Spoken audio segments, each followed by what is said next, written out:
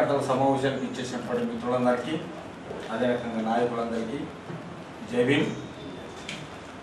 బహుజన్ సమాజ్ పార్టీని నిజామాబాద్ రూరల్లో బలోపేతం చేయడానికి కార్యక్రమం మన మహాపురుషులైనటువంటి మహాత్మా జ్యోతిబా ఫులే, ఛత్రపతి సాహు మహారాజ్, నారాయణ గురు, పెరియార్ రామస్వామి నాయకర్, బాబాసాహెబ్ అంబేద్కర్, కాన్సీరామ్ గారు నడిపిన ఉద్యమాన్ని పునర్జీవించడానికే ఈ మొట్టమొదటి సమావేశం స్వాగతం పలుకుతుంది.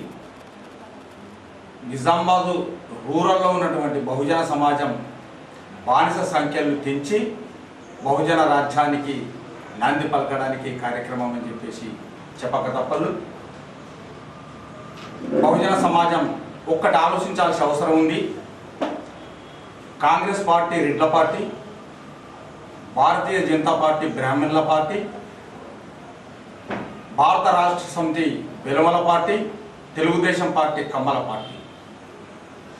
బీసీలకు, ఎస్సీలకు, ఎస్టీలకు మాత్రం ఈ పార్టీలకు సంబంధించినటువంటి జెండాలు మాత్రం మోయడానికి మాత్రం పనికిస్తాము. వాళ్ళ మీటింగ్లకు కుర్చీలేయడం కోసం మాత్రం పనికిస్తాము. వాళ్ళ ఎన్నికలకు ఓట్లేయడం కోసం మాత్రం పనికిస్తాం.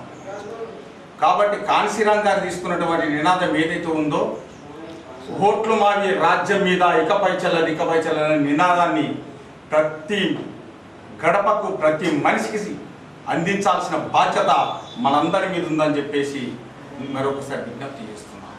ఎందుకంటే ఫులే గారి నుండి బాబాసాహెబ్ వరకు జరిగిన పోరాట ఫలితంగా ఈరోజు మనం తెల్ల బట్టలు వేసుకుంటున్నాం, సమాజంలో సమానత్వంగా తిరుగుతున్నాం. ఆ తిరుగుతున్న దాన్ని ఏదైతే ఉందో, అంబేద్కర్ గారు ఇచ్చినటువంటి అతి ముఖ్యమైనటువంటి సంపద ఏదైతే ఉందంటే ఓటు హక్కు. ఈ ఓటు హక్కును మన సమాజానికి మనమే వినియోగించుకున్నట్లయితే రాజ్యాధికారంలో భాగస్వాములు అవుతాం. ఈ సంపద సృష్టి అంతా మనదవుతుందని చెప్పేసి అంబేద్కర్ గారు కన్న కళల్ని నిజం చేయడానికే నిజామాబాద్ రూరల్లో బహుజన్ సమాజ్ పార్టీని అధికారం వైపు తీసుకుపోవడానికి సర్పంచ్ నుంచి మొదలు పెడితే ముఖ్యమంత్రి పీఠం వరకు అధిష్టానం చేయడం కోసమే మనమందరం ప్రయత్నం చేయాల్సిన అవసరం ఉంది. ఎన్నో త్యాగాలు చేయాల్సిన అవసరం ఉంది.